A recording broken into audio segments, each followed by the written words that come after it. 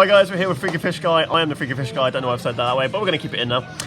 We're here at the OTS Championship at Geek Retreat once again. Here we've got the third place profile. We've got Danny. He was on Danger Tier, or just Tier. I don't know what it's called now. Danger Tier. Danny, feel free to take it away any way you like. So, I was playing just a standard lineup. 3 of all the names. Nothing special, just good cards. I'm bad at doing profiles, so sorry about that. I think everyone seen the tier, but 3 off now.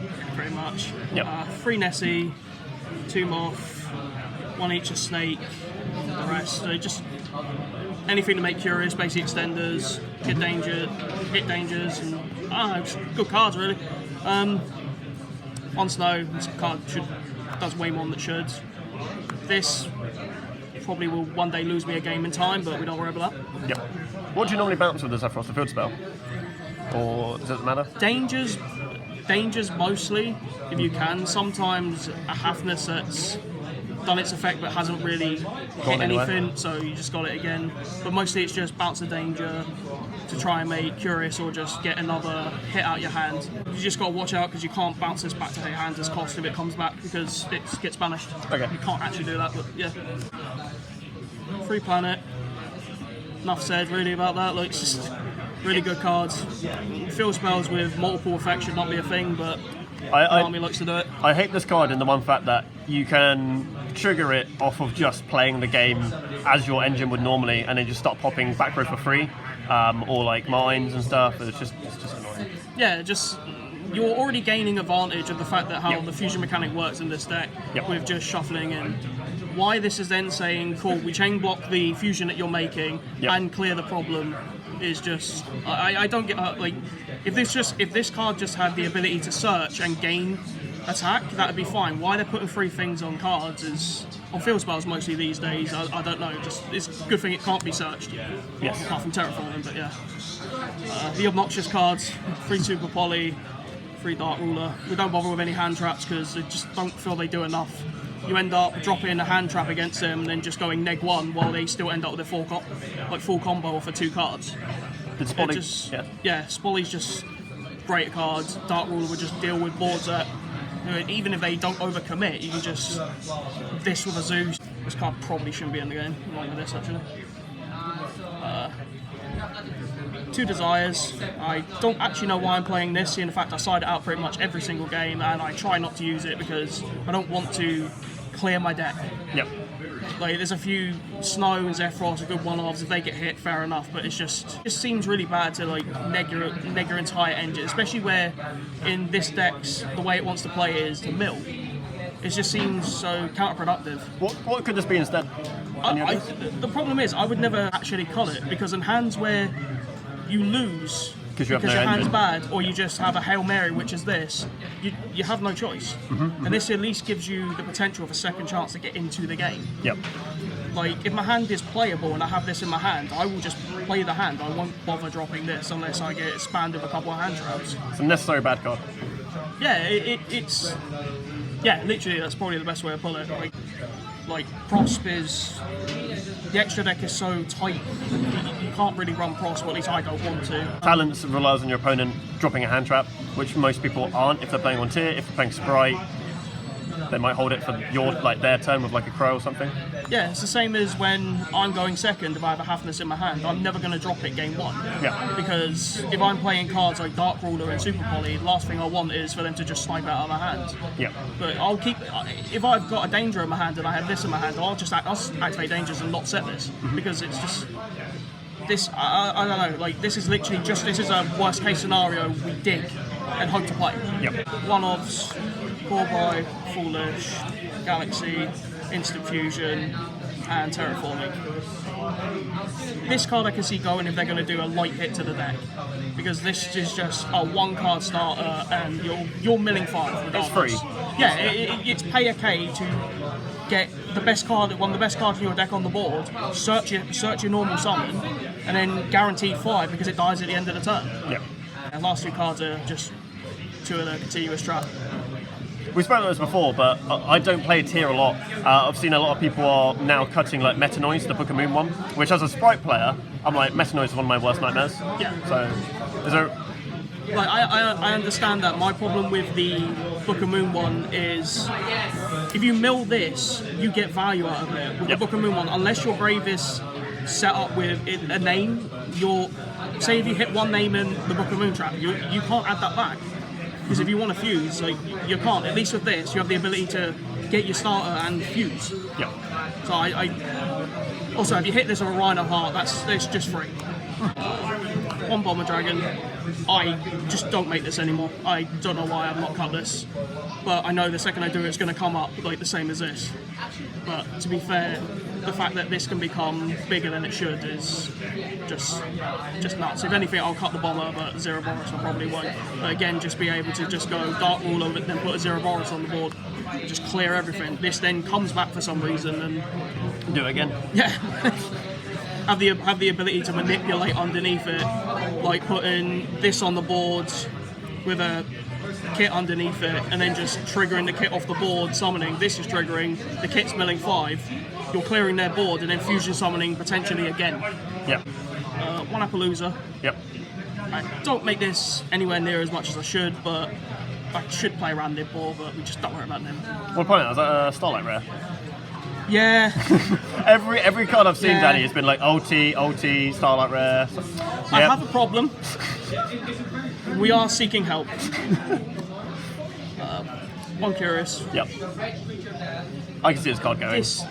Like the fact that you are only playing this, like don't get me wrong, you can send like a Tearlaments or something that you want, but the fact that you are literally going to commit 3 monsters into this just to get Snow in the grave is nuts. Like the mill 3 is nice, the ability to put that and elf on the board is nice because milling 6 is great, and this underneath an elf can't be targeted is really good, but just Snow and this, I don't think you can have both. It's one or the other. Yep. But yeah, I can see this guy. Are you using it to send like Eradicator at all, or is that, No, I'm not playing Eradicator or anything. I'm just playing the deck as trying to be as consistent as I can, even though there's an RNG element to it. Yep. But I don't really want to rely on just mills. You're just going to lose unnecessary games just out of being like, oh, we're just normal like the level 2 mill and just hope, and then make this mill more.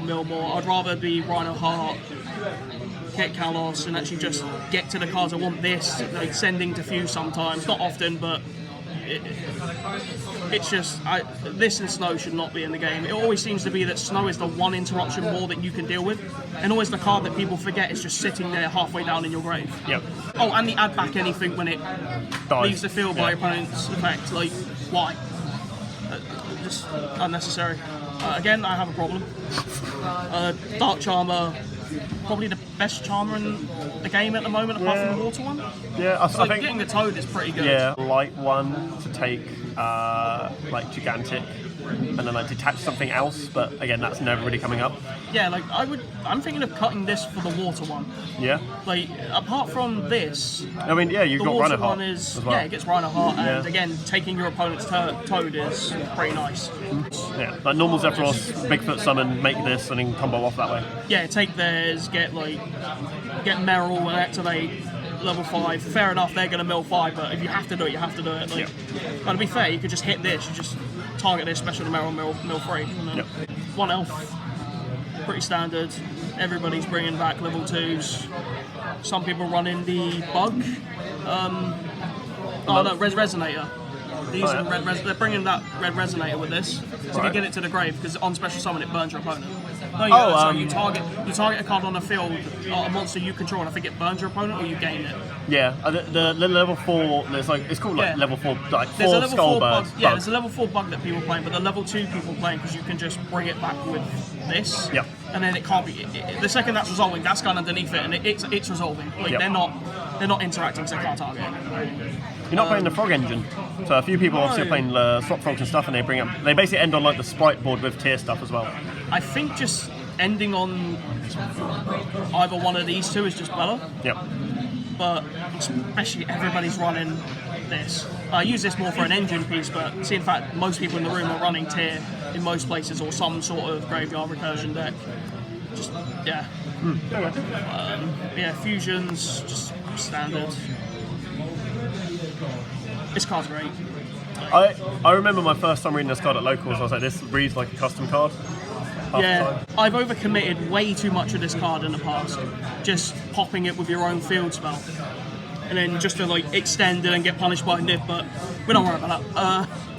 But this is, yeah, it does read kind of like a custom card. It's another one of those cards where it's just unnecessarily good.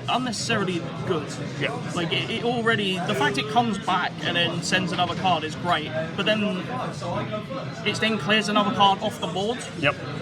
I'm not sure what the new one does when we get it, but I don't even know Tear getting a new card. Yeah, it's got a new fusion, new big fusion. Cool. One Predator Plant. Don't really need to explain this, just good. Negate.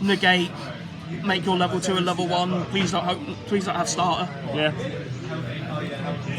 The good pigeon. Very good pigeon. He's a good boy. Yeah, with a field spell hitting them in the face for 4k is pretty nice. Especially when they paid half their life points for a Destrulo. It's a good pigeon, really good pigeon, and Super Poly. Just this is the card that's going to get Super Poly banned, even though it should already be banned. But yeah, Mud Dragon, another just the actual effect of this on the board, the non-targeting, is kind of nuts. Like just having the ability to make everything make it itself dark and just having everything untargetable is a real problem in the mirror, especially when they're relying on their trap to do something. Or Solic, yeah. Yeah, because they've just got to like hit that on something subpar. Because the second you've made this dark, they can't target this regardless. Yeah. But this is just them finite. What they doing? Like you're clearing their board. Or then if like a few imperms or something as well. Yeah, like it's just. Everybody's just using it as a super poly target or to make Dweller, but its actual effect on board is just an annoyance more than anything.